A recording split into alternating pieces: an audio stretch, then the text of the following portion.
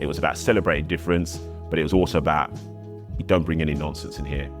It's about positivity. You're coming in, you're enjoying the music. It's this collective experience. You're listening to new music of Black origin that you might have been listening to in isolation in your house, but there'd never really been a night that had gathered people in that sense.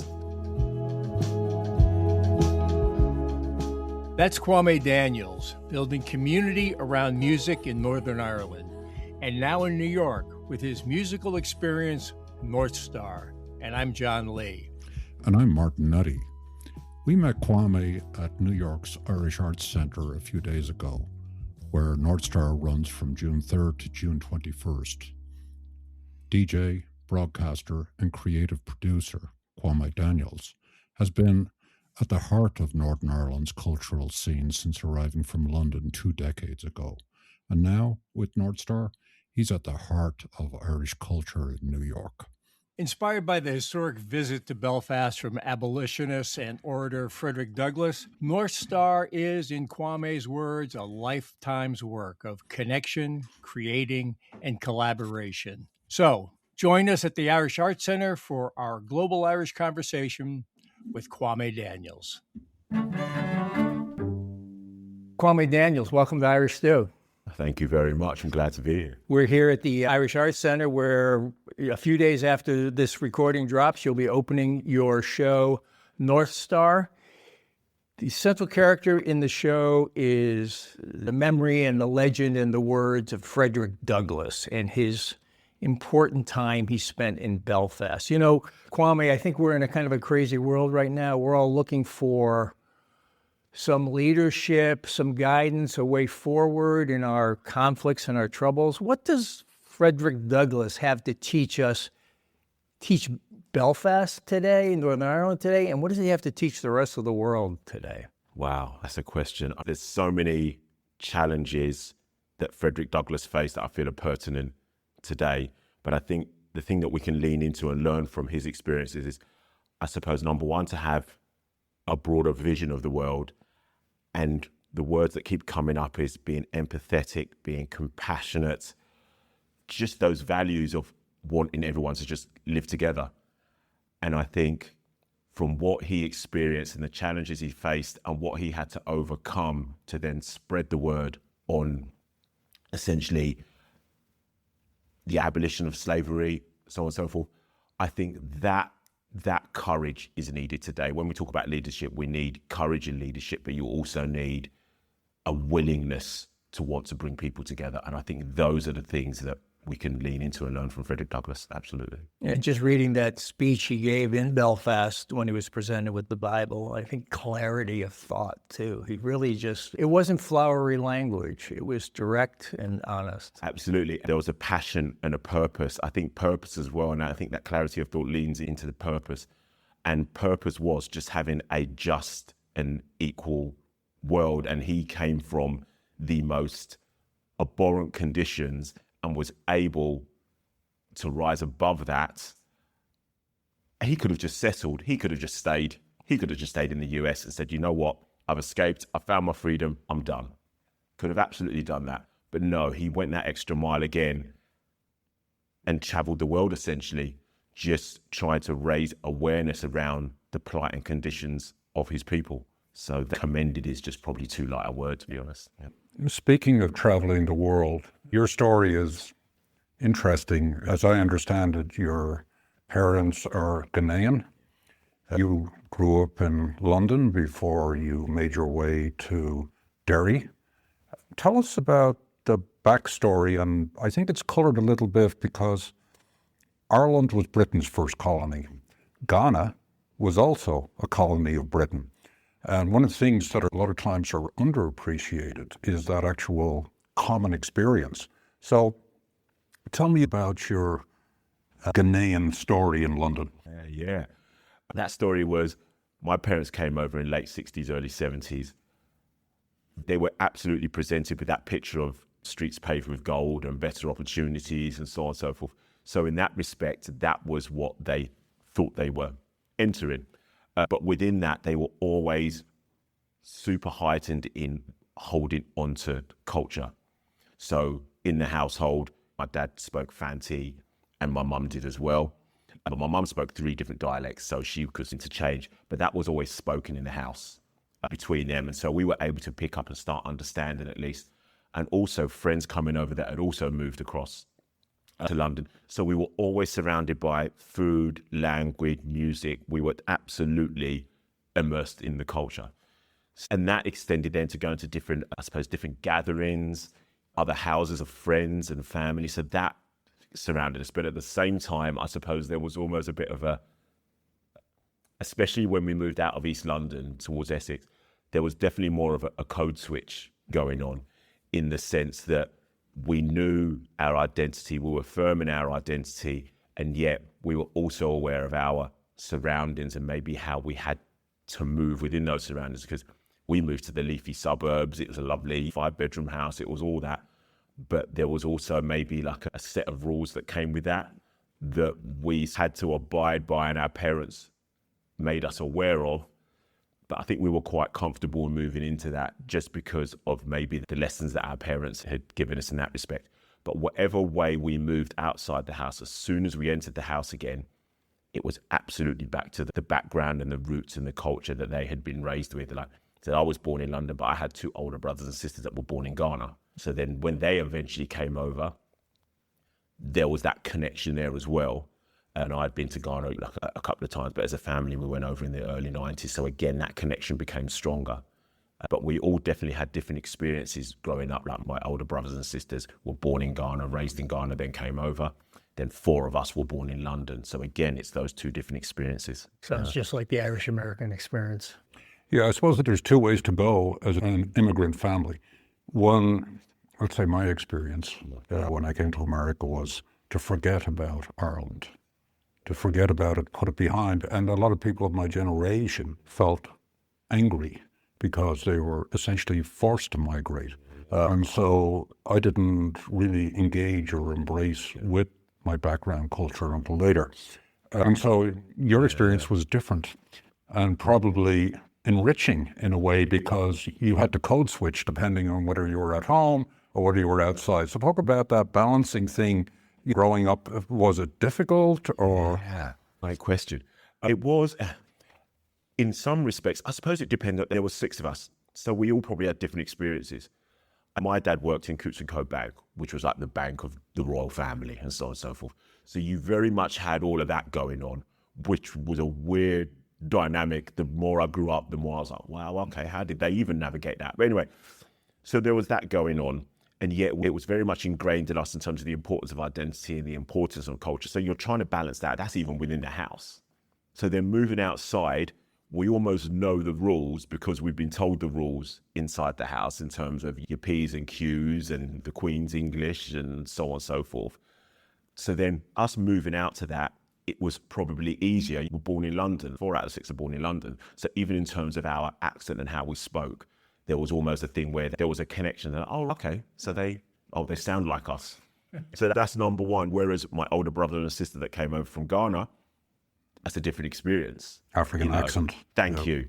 And in that sense, like the Ghanaian lilt and so on and so forth. So suddenly they're almost othered. And even though we're othered, we're not othered. There's a proximity because of that connection with language and our command of the English language. And I think that as well in terms of with my mum and dad, they were both orators in their own right. My dad was a great public speaker. My mum was the same. She went on to be like a lay preacher. She was in her 70s. And so there was always this thing of, so in terms of how they presented themselves and so on and so forth, that was a way in. I suppose the difficulty became we were still in East London and it was still in the early mid-80s. So in that respect, there were certain encounters that at the time you brushed off, but when you look back on it, you're just like, oh, wow. So say, for instance, this is even before we moved to East London. So I remember this, one of my earliest memories as a 5-year-old is we're in Forest Gate and my primary school was probably 3-4 minute walk. Back in the day, you walk around. I remember walking around and I remember there was a secondary school and I remember looking up and about 4 stories up and just students shouting all sorts of racial abuse down and throwing stuff down and so on and so forth. And that's at 5 years of age. So that's already ingrained. And I could name 2 or 3 other encounters as I grew up that lent into that same experience. I was in Cub Scouts for however long, and you're on the bike, and again, it was 5 minutes from the leafy suburbs riding back, and guys that we knew who were, there were a whole heap of trouble. I'm on my bike riding, throwing stones at the bike, so on and so forth. So that's as an 11-year-old. So you've got all of that. You've got all of that going on. And I'm sure my brothers and sisters can probably name other experiences. But the great thing about that is that having older brothers and sisters, and there were a few of us, is that the very next day, that was all sorted out very quickly by my older brother and my older sister. Do you know what I mean? Yeah. So in that respect, we knew how to look after each other as well. Yeah, your clan. Yeah. You mentioned culture a lot so far, and the culture we're talking about mostly today would be music. Where did music start working into your life, and what did it mean to you? Wow, music was from the off. Music was, again, I'll go back to those gatherings my parents would have in the house, and it was very much high life, like percussion-driven West African music. That was the soundtrack. Absolutely. As soon as that gathering happened, it was speakers. I'm 6'2", so speakers up to my waist were just, that was the furniture. That was part of furniture. So like that already, you can get a sense of what was going on. It was about bass. It was about rhythm. It was, so those gatherings, and I remember that being the soundtrack. But also the great thing was that, again, maybe leaning into that slight code switching thing, but also their taste is that my dad was very much more Ike Turner, James Brown, Curtis Mayfield, that sort of thing. All good. My mum's leaning more into Boney M. Cole, but then going into Cliff Richard. Then she'd come back into Nat King Cole and that sort of thing. But again, two different lenses, but then went more into pop culture as well. So we all took some of that as well. So I remember our experiences was very much that sort of 80s pop culture. And all of us had our own sort of tastes. But then within black music culture, for instance, my older sister was more Luther Vandross. My brother was like Prince. My younger sister was like Janet Jackson. I was more sort of Michael Jackson, Bobby Brown, and that sort of pop sort of thing as well. My older brother introduced Alexander O'Neal and Freddie Jackson. And then my sister was very much in the high life thing. She didn't really get into that pop. But music was just, and it was vinyl. My dad used to work in the Philips pressing plant. And I've still got bits of vinyl that came back, handwritten, my dad's handwriting, James Brown, white labels, Curtis Mayfield, white labels. So it was there. It was just, it was from the off. You have this English experience, this Ghanaian background. Now, just to add complication to the concoction, in 1997, you make the move to Derry, I do. as I understand, to take a course in nerve in Derry. So maybe explain to our listeners that journey. What was nerve? What was the plan? Because as I understand it, the plan was just to be there for a year. Yeah. And also, just to frame it a little bit more, at that time, politically things were quite unstable in Northern Ireland, and I'm sure you would have been aware of that sitting in London. Yes, absolutely. Absolutely. And I'll rewind it back a couple of years, and I'd been over in 95. It was a whistle-stop tour, and I'd been to, it's actually Donegal. I was in Balcrana in 95, went to Galway, did the Slane Festival, did all of that, came back round. So from 95 to 97, I'd already had this impression of, I really like it over there. Yes, it was, the context of that was, the news and voiceovers and the whole, in terms of conflict and so on and so forth, that was absolutely the picture in front of me. But my experience to what I had been brought up with the news was a totally different one. And that's the experience that stayed with me. I also felt parallels in terms of the whole embracing of culture, community, family. I felt all of that when I came here in 95. So whenever in 97, I had a bit of an idea of what I was re-entering as such, but it was only meant to be for a year. I'm like, give it a go for a year, see what happens. I was in Balcrana again, then went to Derry, but in Derry, the interview for the course, essentially you had to be unemployed for 3 months and just have a love of music. So I did the interview for Nerve Centre, got in, and that was the beginning of it. But even before the interview, what I had to do was get some more experience. So I was roadieing as well. So I got to see a lot of the country very quickly. And also in terms of just different music venues, different types of music. And also you connect with people very quickly when you're in all these different environments because you have to. But then at that time, it was 97, so we're still a year pre-Good Friday Agreement. So yes, I'd had this sort of almost idyllic introduction in 95. I'll come back in 97, but then I remember my first experience of, by the way, I'm bald now, but I did have dreadlocks halfway down my back. Got it. Just to add to the, just to set the visual scene of 6'2", black geezer, London, dreads halfway down his back. So I'm walking up the street, and then I just remember 3 soldiers on one side of the street, 3 soldiers on the other.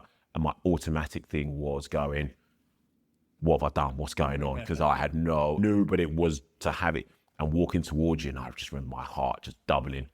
Just go, what is going on? But then just walking past. And I think that was me being slammed out of that idyllic down to Galway, doing all that, straight into, oh, okay. As you're in Derry for a while, were you able to work out what the heck was actually going on between 2 people who looked identical, spoke the same language, and went to churches that from the outside looked the same? Were you able to figure out what the conflict really was? Did you get a read on it? No. It's the answer. No. And I think I can honestly say,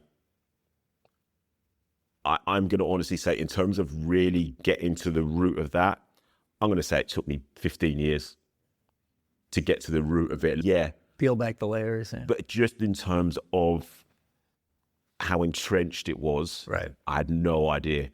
And the thing being, and people do laugh about, I was just chatting about this the other day, is I'm coming into this environment. I didn't know Catholic, Protestant. I didn't know what I was. I was brought up in a Christian household. And the laughing joke was I had to phone my mum to ask, because I didn't know, and I'm 26 years of age. So for that to be like that, oh my God, because it just wasn't, for me, it was more about how much melanin you had in your skin in London. It was more about, that was the contention. It wasn't about your beliefs in that sense. And for me, it was just like, oh yeah, Christian upbringing, and so on and so forth. I had no idea, absolutely no idea. But the more of the work that I did, which was more community outreach and so on and so forth, but the more I engaged with the community and the more friendships that I grew and so on and so forth. And that was great because I played football, so I got to know a lot of people quickly. But the more those conversations started happening, the more you then start to peel back a little bit more of an understanding of what was going on. But it took me a number of years to get to the history and get to the root of it. And I say 15 years, I'd only say I've really got to the root of it maybe in the last 5 years, and I've been in it 30 years. So I'd say it's near 25 years to go. Okay, yeah. I'm beginning to have a handle on this thing. Yeah. But I'm curious, your Ghanaian identity, your London identity being dropped into Derry, were you able to shift more easily between communities maybe than people on both sides of the line? In other words, if you're, let's say, in a more loyalist unionist environment, you would be seen as being British, whereas in a more Republican Catholic side, you might be seen as being more a member of the colonized, right? So is that how it played, or? Yeah, I think so. I think it definitely, it worked to my advantage, especially with the work that I was doing and the outreach work I was doing. So the other superhero cape I had on was music. So that was the thing, that I could enter there. I'm bringing in sets of decks. I'm bringing in music. That's the conversation. All the other conversations come out of that. So in that respect, that was fine. But then, yes, when it went into, in terms of beliefs and, when it went into that side of things, then I suppose I was slightly removed in that I was able to still, they were able to connect with me, be it, and say it was a more sort of loyalist side in terms of, English accent, therefore. And then in terms of more nationalist side, as you say, that thing of, he knows the score. He knows the score in terms of, he's been through some similar things that we have in terms of that story and being othered and being on the flip of the coin and all of that. Yes, but I suppose as I've grown and certain things that have happened over the last sort of 6-7 years, I feel I lean more into conditions that maybe the nationalist community or Catholic community would have felt because of an increased awareness of how those conditions come about. And so I have more of an awareness of the pressures of those conditions that Catholics would have felt. And I say that, I might even just drill down and go, working class would have felt. That feels those conditions, because the other thing is that even in my experiences, I was in both sides of the community, and what I was also doing was paralleling experiences and actually seeing that the very things that I was chatting to working class unionist Protestants about, I was chatting to, I say nationalist Catholics, that's very dualist, that's a very dual way of thinking, but in terms of, there were very similar experiences. So I think in that sense, I was able to just remove myself and listen to that, because I had the privilege of traveling around with these decks and almost freely moving into both of these communities and talking. Kwame, I think we're starting to see the seeds of North Star, and we're going to get to that in just a minute. But let's just get a little feel of the music. Let's talk about what that's fun, exciting, engaging. You're finding out new things. You're hearing new music while you're there, probably. Tell us about the musical things you were involved with, and then ultimately we'll find out more about North Star. Yeah. So musically, so what I'm doing is that I'll rewind back a bit again to how that even came out, because I wasn't even DJing in London. I was collecting that whole thing about family, the background, how much we were immersed in music. I was a collector, but it wasn't like I was performing music. I was the one, I was still recording off the radio. I was the one that, if friends were around, I was the one selecting the tunes, and so that was great. But when I moved to Derry, it was actually a friend of mine that asked me to play at his birthday party, a bar Sandino's in Derry. So I played for like 10 minutes, and then the manager, owner of the bar, and this is pre-mobile, I'd gone back to London for a couple of weeks. And then when I came back, they were like, they want you to start a night, they want you to play. I'm like, what? So I went and saw them, like, we want you. I'm like, what? So I had to borrow the equipment, and I started the night that was bounce. And then I thought, you know what, I want them to enjoy the music, but I want to present it in a certain way. So I taught myself the techniques behind DJing. I spent a year, 6 hours a day, borrowed the equipment, just taught myself in terms of how to present music and make it flow and mix and so on and so forth. So with that's what then led to me through the Nerve Centre. I'd finished the course, I'd done all that, and they encouraged me to go, look, you've got something here. This is something that you can really go and start community outreach, schools, so on, so you can really start doing something here. So that's how I then went right on an application, got the decks, started then just going around into the different community groups, schools, just breaking down what it was in terms of the music that I was using and how I was presenting it. So So two things. You mentioned in passing bounce, which is a big part of your resume. So can you tell us, our listeners, about that? And also, always a danger of a double-barrel question. There you go. The plan was 1 year. Oh, yeah. Okay. Yeah. When did that change? Yeah. The 1 year changed. So bounce, I'll go to the 1 year, then I'll go to the bounce. So the 1 year changed when I finished my year in the Nerve Centre. And I had so much fun roadieing and learning about music and sound, and learning about music in a different way, because the music I'd listened to growing up, really my ear was tuned to drums and kits that were more programmed, and whereas I was sat in front of a live drum kit and hearing snares and kicks, and it was more guitar-based music. So it totally reinvigorated how I consumed music. So I'm like, I want to know more about this, the whole live music thing, which is obviously a massive thing in Derry and in Ireland anyway. And going to the trad sessions and just really and connecting back to the Ghanaian roots through the rhythms, there was so much that I'm like, oh my gosh, this feels familiar. So that's how it extended beyond a year. And then also the year after I finished the course was the year that I was asked to start Bounce. And Bounce, I chose the word bounce because I wanted it was about positive feeling. So it's a year after Good Friday Agreement. There's this whole hedonism thing going on. There's hope. Everyone just felt just totally reinvigorated. Anything was possible. I think the night Bounce really reflected that as well, that feeling that I wanted for people entering the bar and leaving the bar. So that was the birth of Bounce that grew from 30 people a week to 120 a week to 250 to 800 a week. It was, so that's how that started. Kwame, we're hearing your sense of maybe social justice that you're becoming very aware of in Derry, and the kind of musical stew you're in that you're pulling together and you're bringing back to people in different ways, and the cross-community vibe that you're establishing. You said, no nonsense in here, we're listening to music. Let's get you over to Belfast and the origins of the play that's going to be opening at the Irish Arts Centre shortly, North Star. When did the idea first occur to you, and how did you make it grow? Yeah, amazing.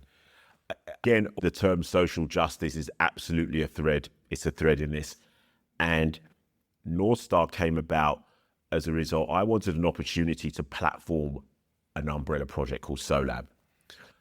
SOLAB was a response to the murder of George Floyd. It was conversations that were happening within my friendship circle around why is there a need for Black Lives Matter at that time. Also, to me, surprising conversations just in terms of that lack of empathy and compassion for what had happened, like the horror that had happened. And yet there were certain quarters that I was surprised that certain viewpoints were coming back to me. So rather than get angry behind a keyboard, which I did for a while, because we're in lockdown, by the way, at this stage, so we're not moving anywhere. I and our original creative producer, Rachel Campbell-Palmer, we were meant to be going to Nairobi and Accra to engage with African artists there. That couldn't happen. So SOLAB was a response to the George Floyd moment, but also an opportunity to engage with those artists from Ireland, from Belfast. So from that, I was like, I really want an opportunity to launch this project. So fast forward, Belfast 24 was the city council. They had some money set aside. They were meant to go for European Capital of Culture. That didn't work out because of Brexit. Therefore, they had a pot of money and they were like, we want to have a year of creativity. The opportunity went out. They wanted to celebrate people, place and planet. And at that point, I saw an opportunity to platform the amazing array of Black culture in the African diaspora based in Belfast, but also launch and draw attention to the wider mission and vision of SOLAB, which for me was to bring people closer to Black culture and Black people in response to some of those negative, surprising, narrow-minded viewpoints on my culture and African people. So all of that was a response. But the nucleus of it was, and the challenge that came back from the Belfast 2014 was, but what locates it in Belfast, other than the artist? What locates your proposal in Belfast? It was at that point that the Frederick Douglass statue was being unveiled in the city centre. And then I go and do some more reading about this. I had no idea about Frederick Douglass even being here. I knew about him from studying. I had no idea he'd been here. Then it's revealed, not only was he here, but the love that he had for being in Belfast. I say here, I'm in New York, but in Belfast. So the love that he had. And at that point, I'm like, there's the moment. There's the moment. And the fact, obviously, of North Star was the newspaper that he was the editor of, but also just the symbolism of it, which was obviously the intention of North Star being a symbol of hope, something to look to, something that navigates us, guides us. That's how North Star came about. It was a response to the George Floyd moment. It was an opportunity to bring people closer to Black culture and Black people, but also to platform the amazing talent in the city and also celebrate a moment that was not really widely known. It's not taught in schools. The fact that the city of Belfast, from both sides of the community, invited Frederick Douglass over to help him raise funds to purchase his freedom. And that was supported in 1845. And the fact that he was made to feel so welcome and he loved the city and his experience in Ireland as a result, that in the times that we're in, has to be celebrated, a moment that brings us together rather than it feels like so many things that are trying to pull us apart. That's the moment to be celebrated. So that was the inspiration. I know this quote is important to the origins here. Wherever I feel myself to be a stranger, I will remember I have a home in Belfast. Frederick Douglass said that on his sort of departure speech. And that is that a Black man, an enslaved man on the run in 1845, and that's his response to being in Belfast, and similar feelings of love around Ireland. That has to be the starting point, just for us to reset now because of, as we said, we're living in some funky times. We need moments like this as a reset, as a little recalibration, you know? I've read a little bit about Douglas's time in Ireland, and I was struck by the sense, there's another quote, something to the effect, and I'll probably massacre it, that he no longer felt like he was a colour, that he was a man, that Ireland seemed to have delivered that experience to him. And this notion, I think, of dignity of each individual, that we live in a world where people are being grouped together and packaged up for vilification. But then when you step back, there's an individual experience with each and everybody. And if you step away from the horrors being promulgated through our social media, you end up hearing the individual stories, and that's the moment when you connect. So these connections, I think, are really important. And we were fortunate enough, John and I, just for our listeners, to get a recording of the original Belfast show. And I was amazed to some degree. I'm aware somewhat of the African community in Ireland, but the extent of the talent that was there, I wasn't quite clear. So I think Winnie Ama and Luke Miyagi. Miyagi, as in Mr. Miyagi. It just blew me away that they weren't on my radar. Very long comment. Let's ask a question. This is good. Talk to us about assembling that talent. Are those relationships long relationships that you've had, or how did you go towards putting together this show? Because it's a very complicated piece in a way, right? I wish the listeners could see the visual just there. Kwame exhaling, like, oh my gosh, yeah. It's all we see in New York, oy vey. Yeah. Oh yeah, I know that growing up, believe me. It's how I came about to assembling it. It was, I'll take it individually because I knew them all. I knew them all anyway, and I knew of all of their work. So if I start even with Winnie Amma, she's of Ghanaian heritage as well. She's born in Belfast, but of Ghanaian heritage.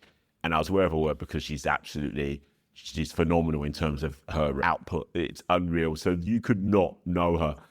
And I can't remember the project that we got to know each other, but straight away, whenever this came about, she was one of the first names on my radar because I'm like, number one, I love the material anyway. Number two, I love their energy, and I knew she would deliver. Plus, her story and her experience is exactly what I wanted in terms of the response, so that the project was a response to, does Belfast feel like home to you? But does that was off the quote, the response was, the quote being, wherever else I feel myself to be a stranger, I'll have home in Belfast. The project question was, does Belfast feel like home? Does Belfast feel like home to you? If not, why not? Her experience is a unique one in that of Ghanaian heritage, born in Belfast. So that, number one. So she had to be along with the professionalism and her output and the quality of her work, all that. Nandi Jola was the next one. Again, I knew of her work, our paths had crossed. But her, in terms of the spoken word, also just the quality and strength and bravery of her work. I'm like, and again, her being here, her being in Belfast as long as I have. So again, it's a different lens, it's a different experience, but in terms of the length of time, I was really fascinated by that.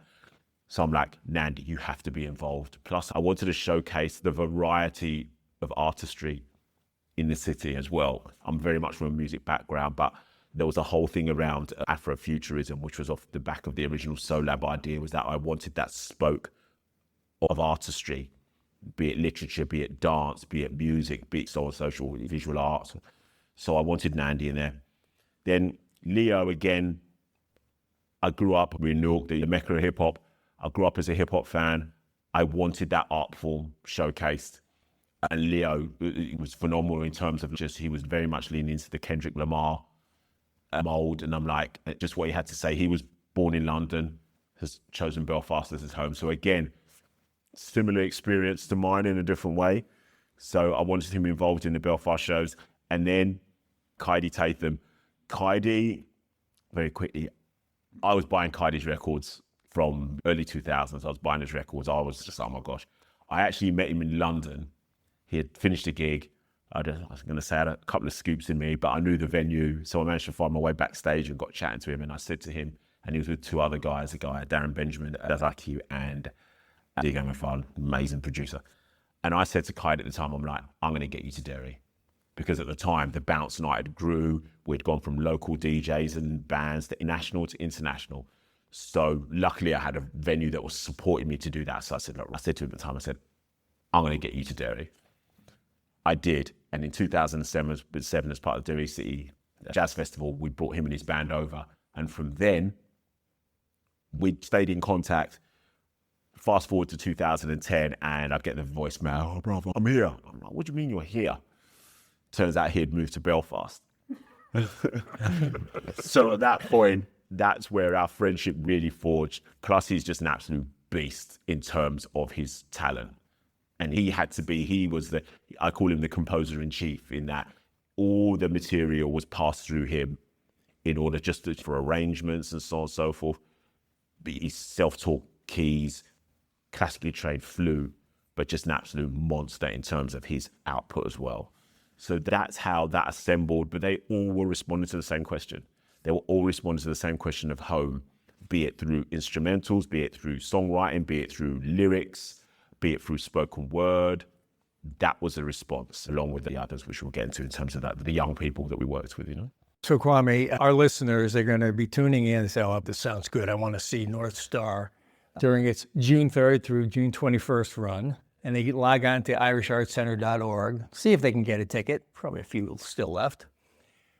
Give us a sense of what they're going to experience as they walk in. You don't have to give away all the surprises, but I think safe to say, unlike anything that's been at the Irish Arts Center, give us a sense of the person walking in and what they're going to experience over the next 77 minutes. Yeah. So the 77 minutes is significant. It's a minute for every year of Frederick Douglass's life.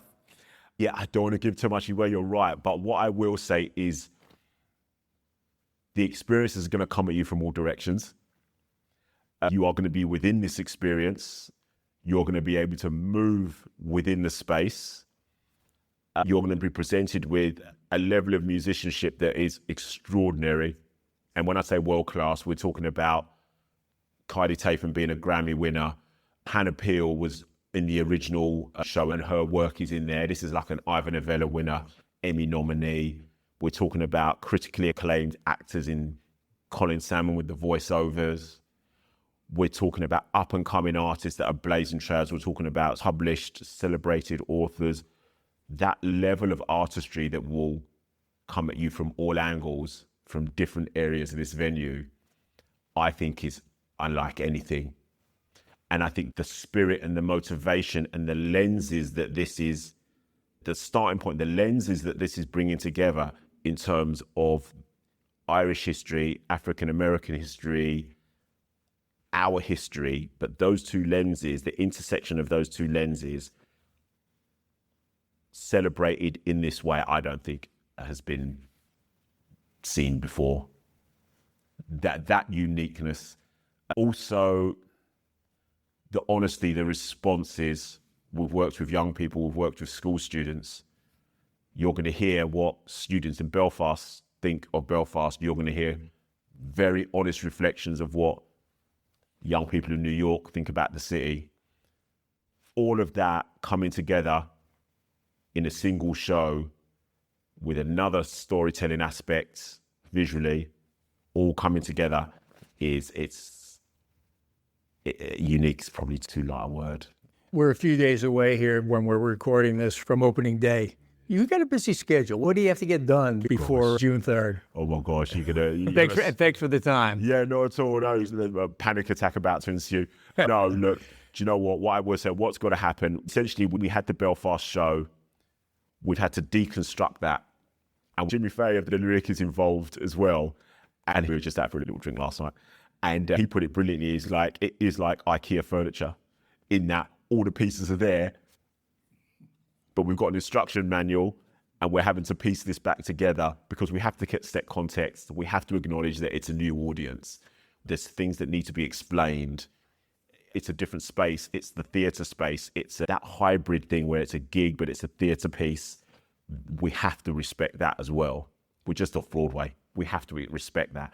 So there's an element of construction that's happening. So that construction with the many pieces of this show, there's some work to be done, but we're excited. It's all there. It's all there. The IKEA thing worries me a little because there's always a piece left over and I don't know what happened. No, I tell you what, we have got a crack squad behind it. So we're putting this IKEA furniture together, but believe me, the engineers on this are the best that they can be. So yeah. I have many more questions, but realistically, our time is drawing to a close, and so we'll introduce into this room our friend, shameless plug. So, Kwame Daniels. Shameless plug. What's your shameless plug? Shameless, oh, I love it. It's got to be, go onto Irish Arts Centre website, get your ticket, June 3rd, June 21st, North Star, New York. It's unlike anything you've ever seen. That's the only way I can put it. It's unlike anything you've ever seen, and you're really going to get a sense of what the young people, the future of this city feels. So, yeah, I think it's an opportunity to just delve into what they're thinking and then support them going forward. And you'll always have a home in New York. Thank you. Thank you, Kwame. It's been a pleasure. Thank you. Absolute pleasure. Martin, what a dynamic guy, showing how the arts can lead the way. Well, a few of my key takeaways for Kwame: how music became his passport that allowed him to cross the sectarian divide in Northern Ireland, and also how he was able to channel his anger in the face of racial and social injustice. He channeled it into creativity and created, I think, really kind of musical safe spaces around Northern Ireland. And a prime example would be North Star. It's a celebration of sight and of sound, and it still asks some tough questions. Kwame's background is complex. He's got Ghanaian roots. He's born in London, then moving to Derry initially and then on to Belfast. So there's been a lot of switches in his life, and he has to navigate all those various environments and engage in code switch. And of course, in Irish Stew, we're interested in identity. So Kwame has got deep roots now in Northern Ireland, something like 27 years there, I believe. And he's bringing a wealth of experience from all his backgrounds, the Ghanaian, the London, and now the Northern Ireland to New York, and a total gentleman and a delight to converse with. I was interested to hear how his Ghanaian migrant family story measures up so well against all the other migrant stories from other nationalities, Irish, Indian, that we've heard in Irish Stew conversations. Well, North Star runs in New York at the Irish Arts Center from June 3rd to June 21st. Tickets on sale now at irishartscenter.org. We thank the Irish Arts Center's Rachel Gilkey and ace publicist Blake Zeibel for arranging our conversation with Kwame. And finally, we also thank our media partner, Irish Central, for bringing our episodes to their global audience at irishcentral.com. Be sure to come back for our next episode from our Irish Stew live show with Terry Galway on his book, Terror from America, a Sherlock Holmes adventure. Until then, please be listening to Irish Stew Podcast. Irish Stew is produced by John Lee, Martin Nutty, and Bill Schultz. Editing, mixing, and mastering by Martin Nutty. Additional editing by Bill Schultz. Music on Irish Stew was composed and performed by Rosa Nutty, with Donald Bowens on drums, Cathal O'Riordan on bass and synthesizer. For more on Rosa Nutty's music, please visit rosanutty.com.